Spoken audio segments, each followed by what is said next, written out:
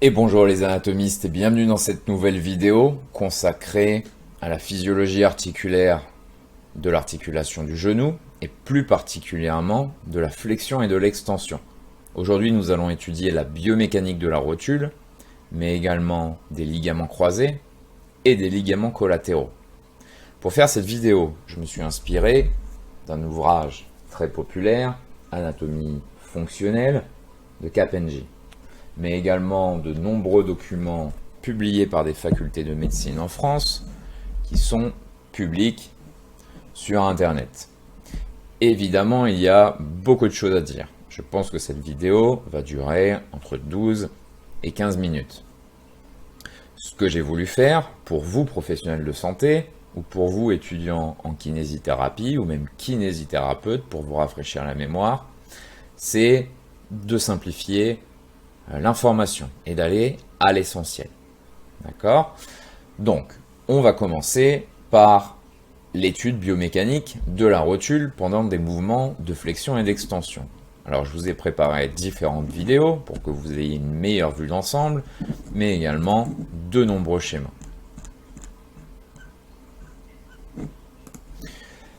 Donc, quel est le rôle de la rotule dans les mouvements de flexion et d'extension? Elle vient augmenter l'efficacité du quadriceps.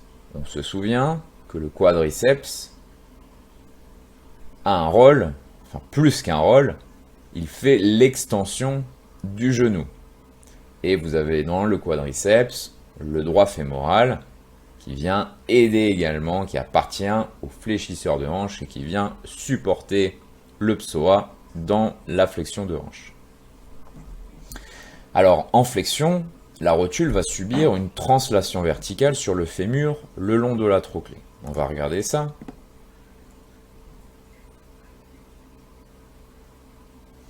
Donc, en flexion, la rotule subit une translation verticale sur le fémur le long de la trochlée jusqu'à l'échancrure intercondylienne. Et ce mouvement de translation se fait grâce au cul-de-sac qui est présent autour de la rotule, que nous avions étudié dans les précédentes vidéos également. Je vais vous faire un petit rappel. Donc ici, on a une vue latéro-antérieure du genou. On retrouve la patella, le fémur, le tendon quadricipital, le tendon patellaire ou le ligament patellaire, le ligament rotulien, comme vous voulez, qui vient s'attacher sur la tubérosité tibiale du tibia.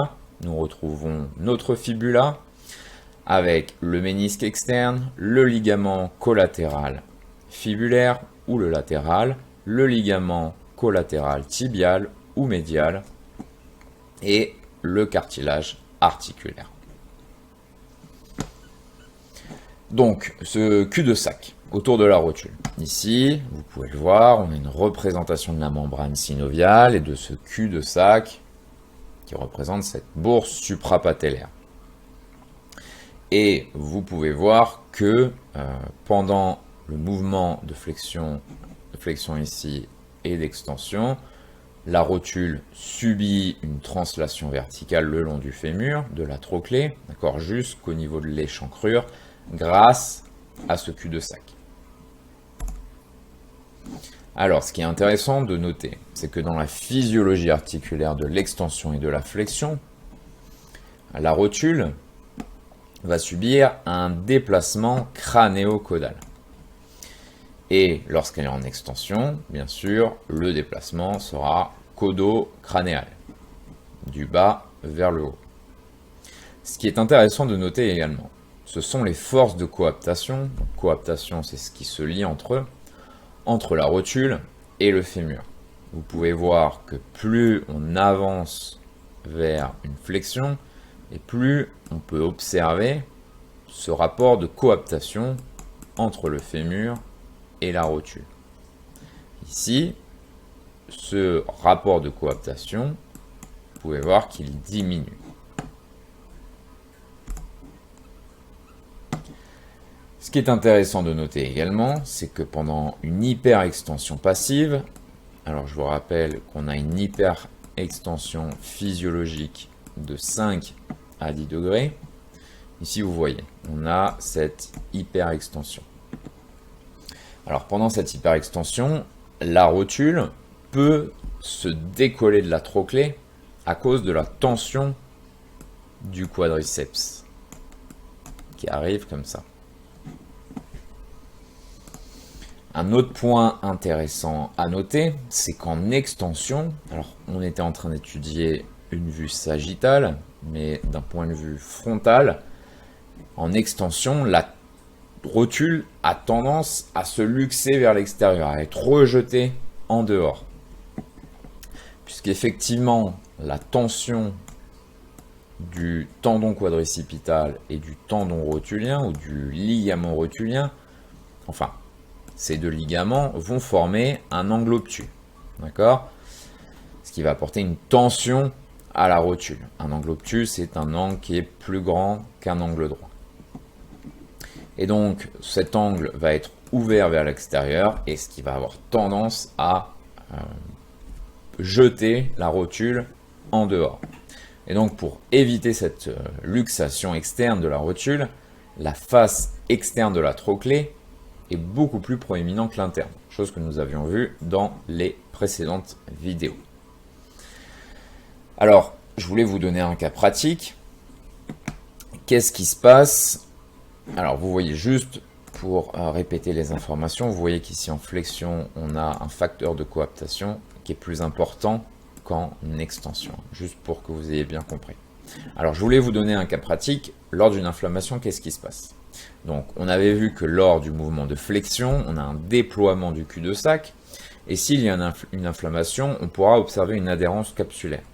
Cette adhérence capsulaire va entraîner une perte de profondeur du cul-de-sac, ce qui va amener la rotule à adhérer au fémur, et ce qui va finalement limiter la flexion du patient. Alors maintenant, nous allons étudier les ligaments collatéraux, les ligaments croisés, mais aussi leur rapport biomécanique entre eux. Alors on va faire un petit rappel anatomique des ligaments, des moyens d'union, mais également des reliefs osseux et de l'ostéologie. Donc ici, je prends un petit stylo. Alors, est-ce que j'arrive à sélectionner mon stylo? Yes. Donc, on est sur quel type de vue? Médial, postérieur. Pardon, antérieur, postérieur. Effectivement, on est sur une vue antérieure. Hein. D'accord, parce qu'on retrouve notre ligament croisé antérieur ici, notre ligament croisé postérieur ici, mais aussi notre tubérosité tibiale, notre fémur, notre ménisque médial, notre ligament collatéral médial ou ligament collatéral tibial, notre ligament collatéral latéral ou notre ligament collatéral fibulaire puisqu'il vient s'accrocher sur la fibula, notre ménisque latéral et voilà. Donc les ligaments collatéraux. On va retourner sur la vidéo.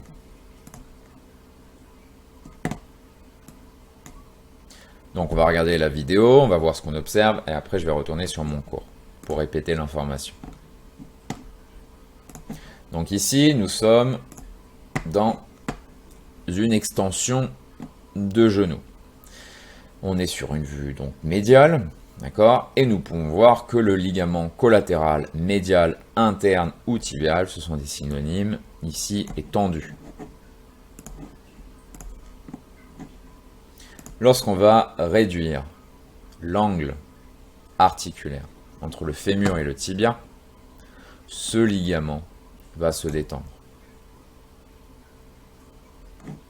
Ensuite, nous allons observer une vue latérale, et c'est exactement le même principe. Ici, nous avons notre ligament collatéral latéral, externe, fibulaire, ce sont des synonymes. Ici, en extension du genou, position anatomique, il est tendu. Et lorsque l'angle articulaire entre le fémur et le tibia se réduit, ce ligament se détend.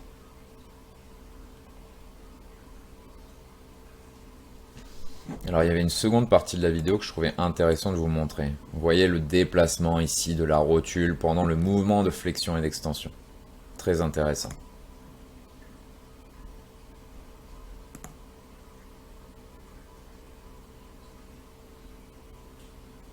Super, je vais vous poster cette vidéo dans la description de cette présente vidéo. Très intéressant selon moi.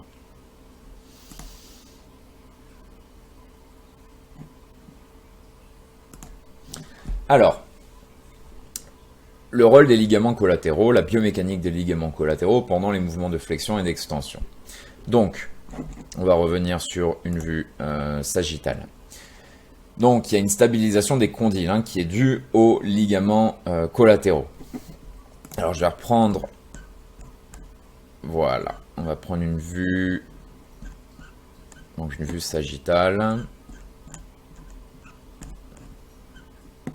Donc, ici, on est sur le ligament croisé collatéral tibial, ligament collatéral interne.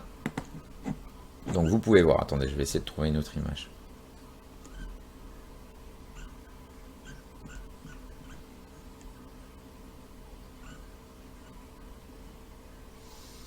On va prendre celui-là. Donc le ligament collatéral tibial a une direction oblique vers le bas et vers l'avant, comme vous pouvez le voir ici. Oblique vers le bas et vers l'avant. L'avant est là. Tandis que le ligament collatéral fibulaire est oblique vers le bas et vers l'arrière.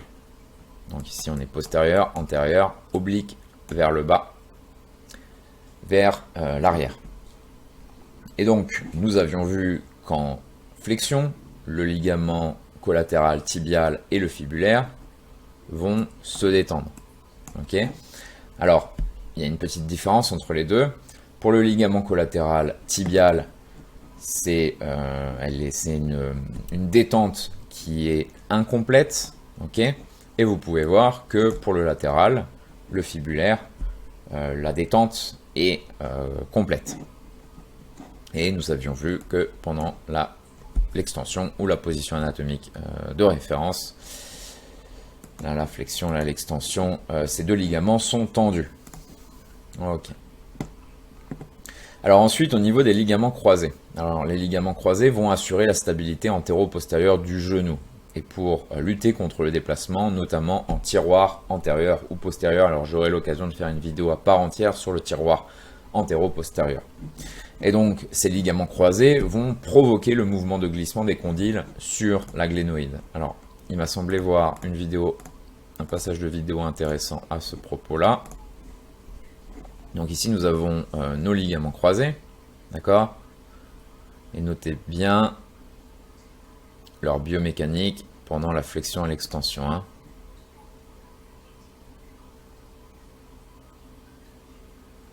Donc il y en a un qui va se tendre et un autre qui va se relâcher en flexion et en extension, et vice versa. Donc on va noter ce qui se passe. On va étudier le croisement du ligament croisé antérieur et du ligament croisé postérieur sur le plan sagittal. On va retrouver un croisement sur le plan sagittal et un croisement sur le plan frontal. Alors je vous ai préparé une image par rapport à ça. Je vais essayer de retrouver.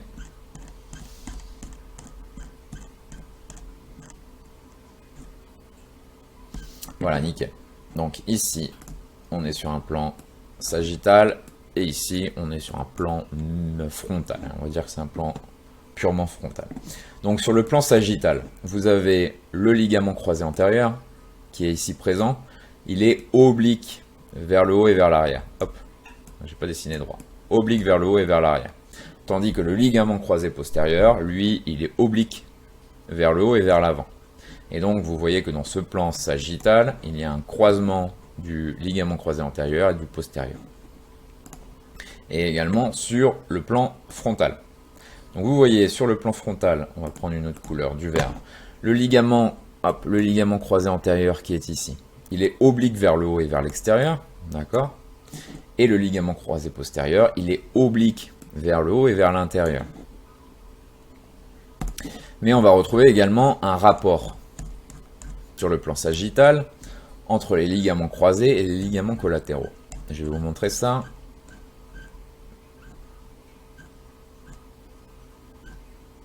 Voilà, ici. Donc, qu'est-ce qui se passe? Donc, vous voyez que le ligament croisé antérieur, ici présent, il est croisé avec le ligament collatéral fibulaire. Le LLE, ligament latéral externe, hein, c'est la même chose. Et vous voyez que le ligament croisé postérieur, il est croisé avec le ligament croisé tibial. On va noter également un rapport biomécanique entre le ligament croisé antérieur et le ligament collatéral tibial sur le condyle interne. Alors attendez, je voulais voir s'il n'y avait pas une vidéo par rapport à ça.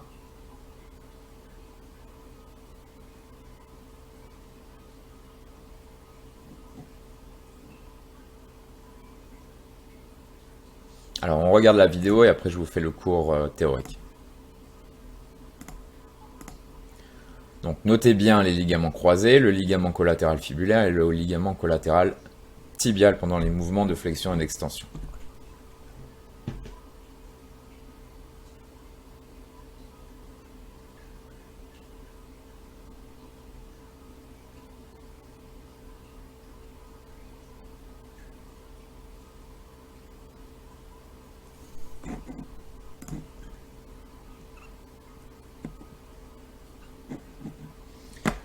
D'accord.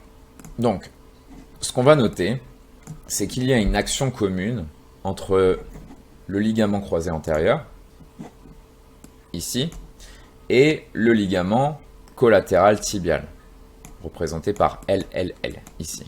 D'accord? Ils vont avoir une action commune, notamment sur le condyle interne du fémur. Alors que vous allez retrouver que le ligament croisé postérieur, ici présent, va avoir une action commune avec le ligament croisé fibulaire ou externe sur le condyle externe. Alors on va expliquer ce qui se passe. Donc, nous avions vu dans la précédente vidéo qu'en flexion, le ligament croisé antérieur est le responsable du glissement du condyle vers l'avant. Alors je vous renvoie à la précédente vidéo pour étudier ces mouvements intimes avec cette convexité et cette concavité et ces phénomènes de roulement, de glissement, de déplacement angulaire. Donc je me répète, en flexion, le ligament, donc ici on est en flexion, le ligament croisé antérieur, ici, est responsable du glissement du condyle vers l'avant. Ok. En extension, le ligament croisé postérieur est le responsable du glissement des condyles vers l'arrière. En extension, le ligament croisé antérieur va se tendre complètement, ce qui va représenter un frein ligamentaire à l'extension, tandis qu'en flexion, le ligament croisé postérieur se tend complètement, ce qui représente un frein ligamentaire à la flexion. Donc, quand la flexion augmente, vous avez le ligament croisé postérieur qui devient plus vertical, alors que lorsque la flexion augmente, le ligament croisé antérieur devient plus horizontal. Je ne sais pas si j'ai un schéma par rapport à ça. Il faut que vous le représentiez.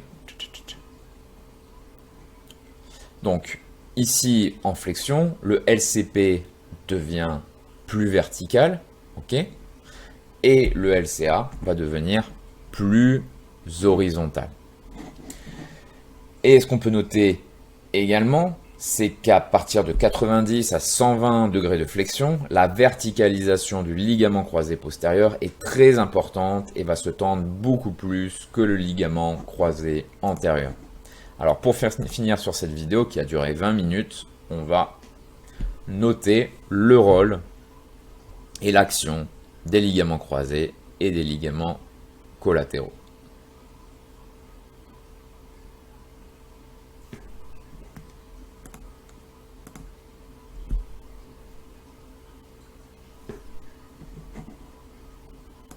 Donc ici, on est en flexion. Le ligament croisé postérieur devient plus vertical et le ligament croisé antérieur devient un peu plus horizontal.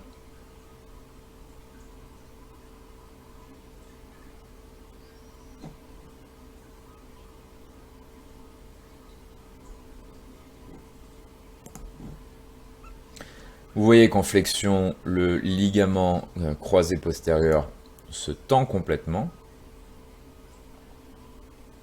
En extension, c'est le ligament croisé antérieur qui va se tendre complètement.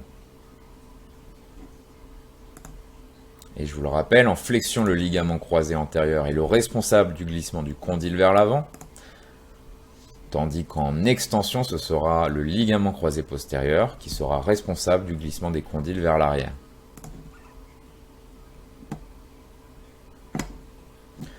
On pourra noter également, pour terminer sur cette vidéo, qu'on a une action commune du ligament croisé antérieur et du ligament collatéral tibial, ainsi qu'une action commune du ligament croisé postérieur et du ligament collatéral fibulaire sur le condyle externe.